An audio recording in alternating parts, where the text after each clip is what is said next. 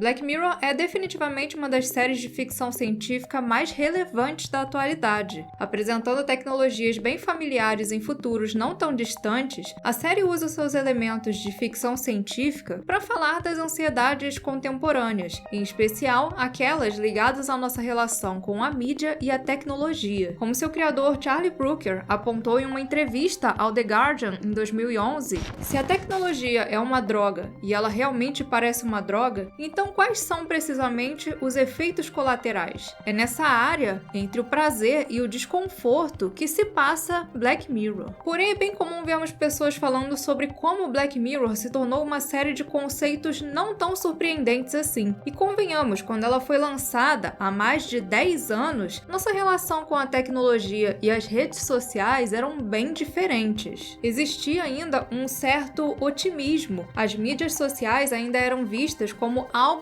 de fato social, algo bem diferente da distopia de solidão e câmaras de eco que nós vemos hoje. Por isso, o trio inicial de episódios da série foi impactante, porque ele destoava da ótica otimista que ainda se tinha em relação às tecnologias que adentravam as nossas vidas. Porém, hoje o mundo é outro. Vemos um cenário onde a mídia e os celulares nos transformaram e frequentemente se vê situações que são descritas como muito Black Mirror. Então, como continuar sendo Black Mirror em um mundo que é completamente Black Mirror? Na sexta temporada, Brooker até tentou se distanciar do famoso rótulo de tecnologia malvada, muito usado nas críticas à saturação da série. Dos 5 episódios da temporada 6, 3 fugiram totalmente da ficção científica e abraçaram o terror para falar de forma mais direta sobre a mídia, com narrativas que envolvem o mundo obscuro por trás dos documentários de crimes, a obsessão pela próxima grande notícia e até mesmo as complexas implicações morais de certas ações em prol de impedir o fim do mundo. O mais divisivo entre esses episódios, Demônio 79, veio até mesmo com um rótulo diferente, sendo um Red Mirror, uma categoria de episódio descrito por Brooker como diferente, ainda assim adjacente a Black Mirror. Um selo de narrativas que não teriam mais como foco a tecnologia, e sim o terror sobrenatural. Assim, quando foi anunciada a 7ª temporada da série, os fãs ficaram curiosos, se perguntando se nós teríamos uma Black Mirror ou mais uma temporada de Red Mirror. Além de muitos se perguntarem também se a série ainda conseguiria trazer algo novo depois de 6 temporadas. E uma coisa que ficou muito clara para mim nessa temporada é que Black Mirror percebeu que não conseguia mais impactar tanto o público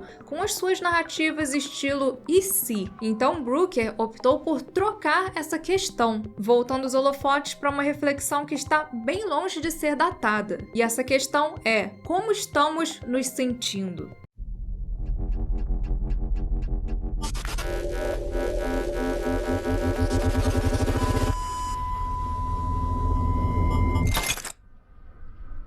Eu diria que o primeiro episódio dessa nova temporada, Pessoas Comuns, segue aquele estilo bem tradicional de Black Mirror. O que começa como um tipo de comédia romântica, logo parte para caminhos sombrios, quando a mulher entra em coma por conta de um tumor cerebral e, para salvar a sua vida, o marido adquire o serviço de uma startup chamada Riverside. Em uma ideia bem parecida com Ripple Man, a Riverside salva a vida da mulher com seu implante, porém, em troca, eles precisam começar a pagar uma mensalidade. Uma mensalidade bem cara, aliás. A partir daí vemos esse casal, pessoas comuns, antes felizes com o trivial, afundando em cansaço e dívidas para pagar esse implante. Algo que piora quando a mulher começa a falar propagandas contra a sua própria vontade. Sim, a empresa passa a criar planos cada vez mais caros e vai tornando o plano básico cada vez menos eficiente e mais invasivo. E onde nós já vimos isso? A questão da propaganda lembra logo de cara o que nós estamos vendo acontecendo com os streamings, que agora estão colocando propagandas em planos pagos que antes não tinham isso. Então agora, se você não quiser mais ver propaganda, você tem que pagar um valor mais alto. Aliás, a própria dona Netflix é um desses streamings. Mas isso não se limita a streaming, não. Sendo hoje tudo conectado, é comum nós vermos surgindo novos planos VIP,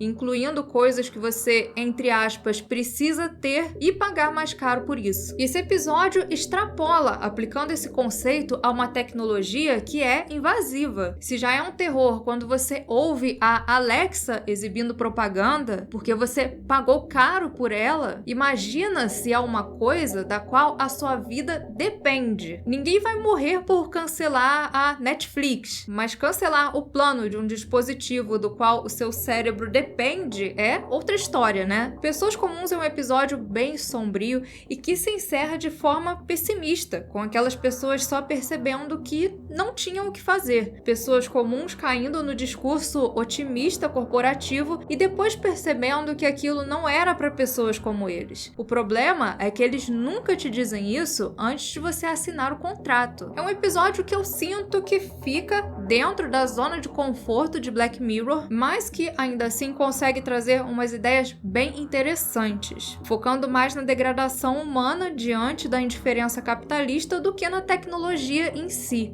Logo depois veio outro episódio que eu achei bastante ousado, o BT Noir. Por aquela separação em atos, com aquela música extremamente exagerada, eu já imaginei que esse seria daqueles episódios bem doidos, e de fato ele foi. Nele, uma pesquisadora de alimentos passa a ter a sua vida virada de cabeça para baixo depois que uma antiga colega de escola se candidata para a empresa em que ela trabalha. Isso porque a chegada de Verity traz consigo uma série de eventos que fazem a protagonista começar a duvidar da sua própria realidade. Esse termo BT Noir, em francês, se refere a algo que é o objeto da aversão ou ruína da existência de alguém. Seu significado seria uma coisa tipo besta nas sombras. E a Verity é uma pessoa arruinada que agora se vinga, trazendo a ruína para aquelas pessoas que foram as suas BT Noir. Inicialmente, seu terror é bastante baseado em gaslighting, uma técnica de manipulação psicológica bastante agressiva, com a qual alguém tenta convencer outra pessoa de que a sua realidade não é verdadeira. É um tipo de ataque psicológico que, por si só, já é bastante perturbador. Mexe muito com a cabeça e a autoestima de quem é vítima. Aí você imagina alguém podendo fazer gaslighting alterando a realidade de fato. Interessante é que, inicialmente, tudo parece ser apenas um jogo de Verity. O aparecimento da vaga no site e a alteração do e-mail poderiam ser só um tipo de hack, já que ela era uma expert em computadores desde os tempos da escola. Mas e sobre o nome da lanchonete? E depois a protagonista vai ficando cada vez mais enclausurada, com pessoas questionando ela até sobre as suas próprias atitudes, dizendo que ela estava gritando quando ela acreditava que não estava, por exemplo. E isso é total gaslighting. Esse episódio brinca não só com isso, mas com diferentes conceitos envolvendo a percepção da realidade. Um deles é o efeito Mandela, que é como se chama aquele efeito psicológico de várias pessoas se lembrarem coletivamente de um fato que é falso. Tipo as pessoas que juram que estavam assistindo Dragon Ball Z quando a Globo exibiu o plantão do 11 de setembro, ou que o mascote do Monopoly tem um monóculo, ou que o Pikachu tem a ponta do rabo preta. E sim, a Verity praticamente transforma a vida da sua colega em um efeito Mandela reverso, já que todo mundo se lembra das coisas como elas são agora, depois que a realidade foi alterada. Aliás, os criadores da série fizeram meio que um experimento interativo com esse episódio. Depois daquela confusão lá dos nomes Bernice ou Barnes, eu tenho certeza que você pelo menos pensou em voltar lá no início e ver se no boné estava Bernice ou Barnes. Pois então, para alguns espectadores, ele aparece como Bernice e para outro como Barnes. Isso foi uma pegadinha, justamente para fazer as pessoas ficarem se questionando qual era a realidade. O que me lembrou até aquele surto coletivo do vestido que tomou a internet aí há uns anos atrás, né? Por fim, eu acho que, apesar de ter colocado aquele computador quântico quântico lá, esse episódio é mais além da imaginação do que Black Mirror. O que não é algo ruim, porque a proposta de Black Mirror foi justamente ser um tipo de além da imaginação moderna. É uma ficção científica que tira totalmente os pés do chão e abraça a fantasia para expressar o quanto hoje a realidade é manipulada o tempo todo. Pessoas assumem fatos sem ao menos saber se é verdade, apenas moldando a realidade de acordo com as suas preferências. E Beta Noir fala principalmente sobre quando alguém mal intencionado passa a ter qualquer poder sobre a noção de realidade das pessoas. Enquanto no caso da Verity foi usado um computador quântico, as meninas da escola também tinham feito algo parecido, tornando uma mentira uma verdade apenas através do poder da influência. E sem assumir lados, dizendo qual delas estava certa ou errada, o episódio pergunta: como é ter a sua realidade alterada por uma mentira?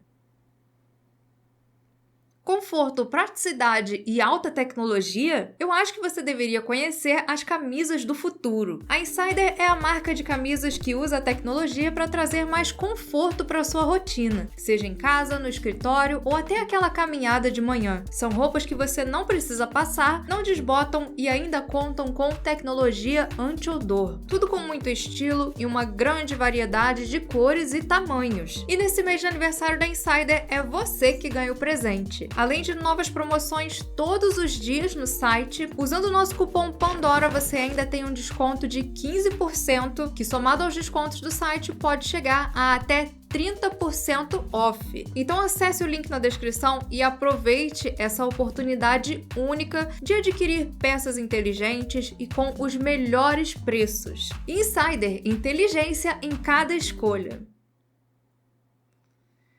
Já o terceiro episódio, Hotel Revere, traz um drama parecido com o anterior, San Junipero. Porém, ele ainda enriquece esse drama com comentários sobre a indústria e a magia do cinema. Tudo começa quando um estúdio britânico, à beira da falência, decide fazer uma refilmagem de um clássico do seu catálogo, uma tentativa de encontrar espaço no meio dos streamings americanos. E para isso eles apostam em uma tecnologia de uma empresa que promete um remake high-tech de baixo orçamento com um grande nome de Hollywood. Um projeto que só colocaria esse novo ator dentro de uma recriação do filme feita com inteligência artificial. Inicialmente eles queriam colocar como o substituto do protagonista um ator masculino de renome, mas todos que eles tinham visado para esse papel recusam e quem aceita é Brandi Friday, uma apaixonada pelo clássico Hotel Revere. A partir daí, o episódio já traz uma série de críticas sobre essa onda de refilmagens atual. A primeira e mais óbvia sendo o uso da inteligência artificial, matando o valor da autoria e da criação humana em prol da redução de custos. Mas ele fala também sobre como hoje muitos remakes são feitos visando apenas dinheiro e mais nada, abandonando a oportunidade de enriquecer uma obra anterior e se apoiando apenas na nostalgia. Isso é colocado num diálogo em que a Brandi questiona: ok, as pessoas vão se convencer de que Alex Palmer era uma mulher negra nos anos 40 e estava tudo bem?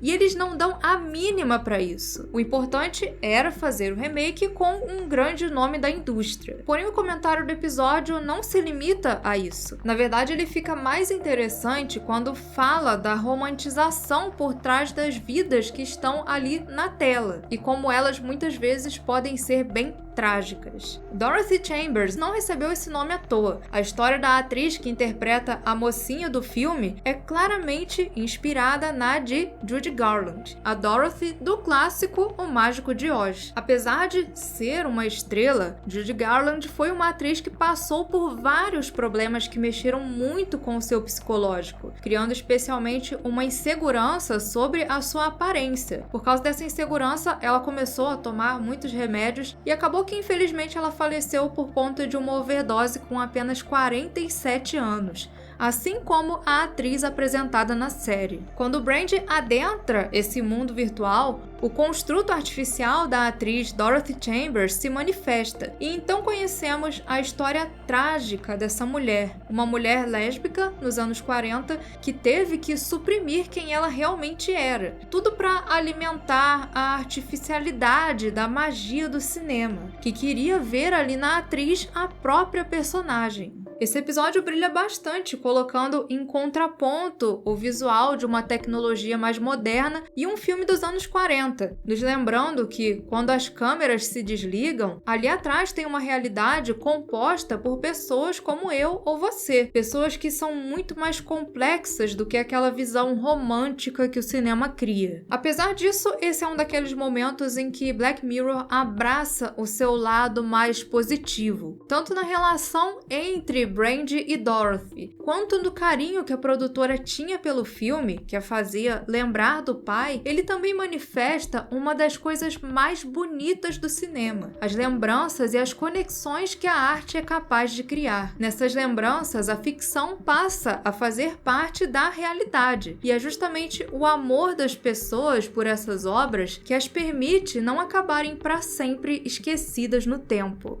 O quarto episódio, Brinquedo, é definitivamente um dos mais divisivos dessa temporada. Eu vi muitos comentários negativos sobre ele, apesar de ter sido o meu favorito. Mais uma vez abraçando as suas raízes britânicas e retomando o universo de Bandersnatch, nele o programador Colin Richmond retorna com um projeto muito diferente. Segundo ele, o mundo dos jogos sempre foi dominado pela ideia do conflito, vencer, conquistar. Então, ele tinha programado algo tão diferente que nem mesmo poderia ser chamado de um jogo. Um programa de seres virtuais autônomos chamados de bandoletes. O objetivo do jogador, entre aspas, não seria vencer, mas sim cuidar daquelas criaturas, que no fim trariam o aprimoramento da humanidade. Inicialmente, esse é um episódio bem interessante para você que gosta desse mundo de computação e videogames. Ele parte de uma versão sinistra de algo como The Sims, Lemmings ou Planeta Bloop. Alguém mais jogou Planeta Bloop? E passa por momentos que remetem até mesmo a Serial Experiment Lane. Além de ser um episódio repleto de detalhes bem interessantes, como por exemplo, o fato do protagonista receber do seu chefe no início uma cópia de System Shock, um jogo que conta justamente a história de uma IA que se rebela e tenta aprimorar a humanidade, nos transformando em uma raça de ciborgues. Jogo que inclusive já teve vídeo aqui no canal. Apesar de serem criados por códigos de computador, pense nos bandoletes como qualquer forma de vida inteligente que poderia surgir no nosso caminho. Porque sim, o episódio é sobre como nós enxergamos a vida daquilo que não é humano, e sobre como a violência humana cria raízes bem mais profundas do que parece. O personagem do Peter Capaldi era alguém fruto da violência, por isso a importância que ele dá em falar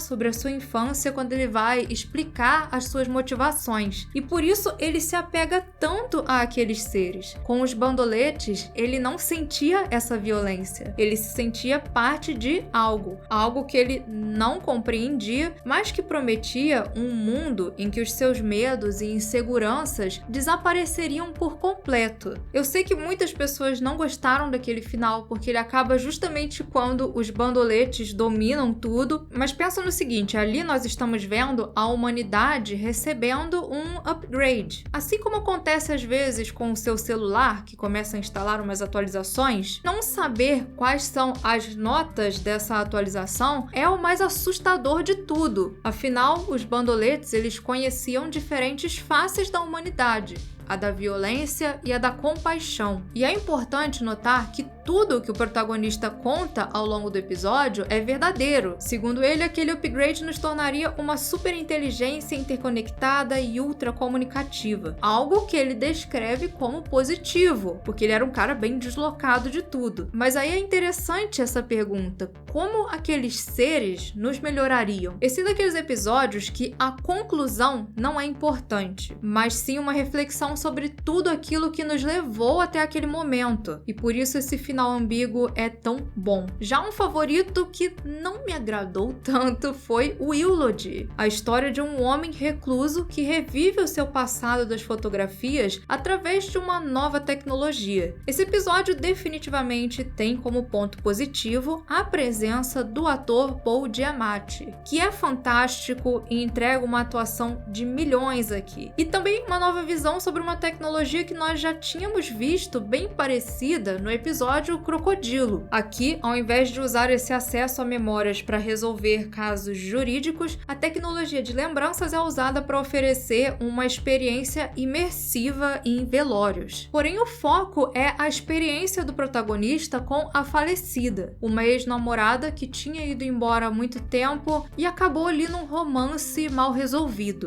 E o Lud fala sobre lembranças e sobre como cada momento cada vez mais se distancia dos nossos olhos. Inicialmente ele não consegue acessar informações básicas, como o rosto da mulher que ele amava. Porém, ao olhar novamente para aquelas fotografias, ele passa a ter uma perspectiva das coisas que tinham passado despercebidas. O famoso toda história tem dois lados e no fim cada um tem a sua própria versão. E que forma melhor de se fazer isso se não através de fotografias? Porque a fotografia é de fato um registro da realidade, só que é um registro estático. Existe toda uma realidade móvel que acontece entre essas fotos. Um mundo vivo e cheio de fatos e perspectivas que estão além do que você pode ver ali. É um episódio sem heróis ou vilões, apenas uma constatação do que é a vida. Ao trazer de volta as lembranças entre as fotografias, constatamos que a máquina é capaz de guardar dados, pixels, mas que a verdadeira história de alguém está no exterior, no nosso legado e naquilo que deixamos nas vidas das outras pessoas. Algo que é expresso de forma muito bonita na cena final, em que a filha de Carol toca o violoncelo, a metáfora para um verdadeiro laço entre mãe e filha, que transcende aquilo que o virtual é capaz de trazer. Mesmo não tendo conseguido me conectar tanto com esse episódio, o que eu acho que é mais questão de gosto pessoal mesmo do que demérito do episódio em si, eu reconheço que ele tem muita força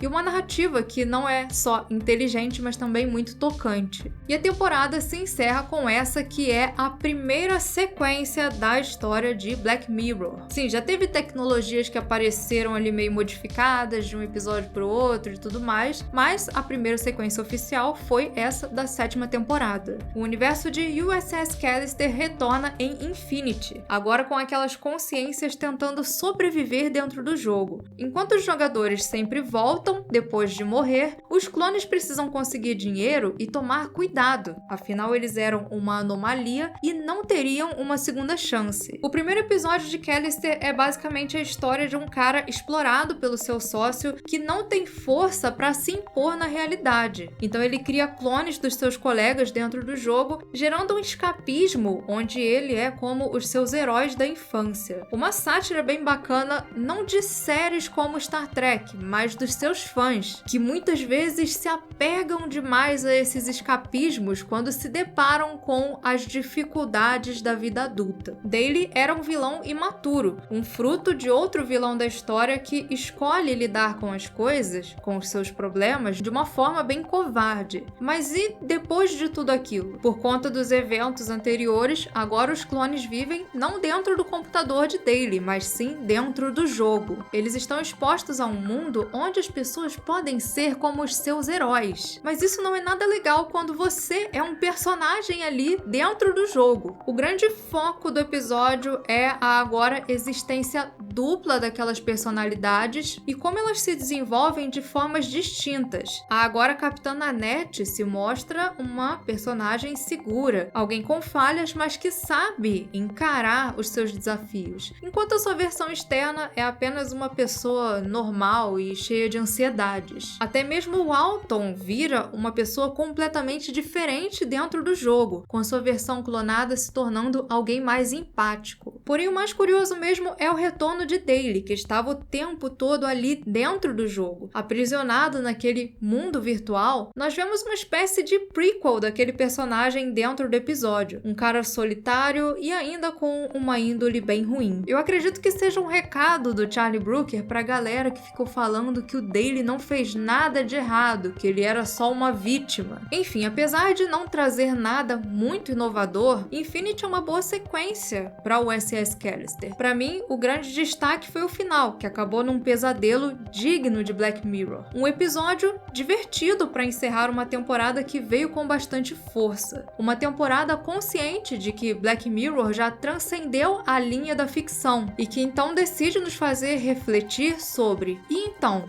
como vai ser daqui pra frente? Bom, comentem o que vocês acharam dos episódios dessa temporada, quais foram os seus episódios favoritos, e para muito mais ficção científica, continuem por aqui no Central Pandora. Antes de encerrar, um agradecimento especial aos primeiros imediatos André Oliveira, Nostromo, Joel Melo, Marco Marcos e Alexandre Hausen, o pessoal da Ponte de Comando, Raven, Bruno Almeida, Guilherme Ian e Saren, e os oficiais de ciências Alexandre de Leon, Lucas Ferreira, Evandro Araújo, Alex Rogério e Jinx, pessoas essenciais na nossa missão de levar a ficção científica por todas as galáxias.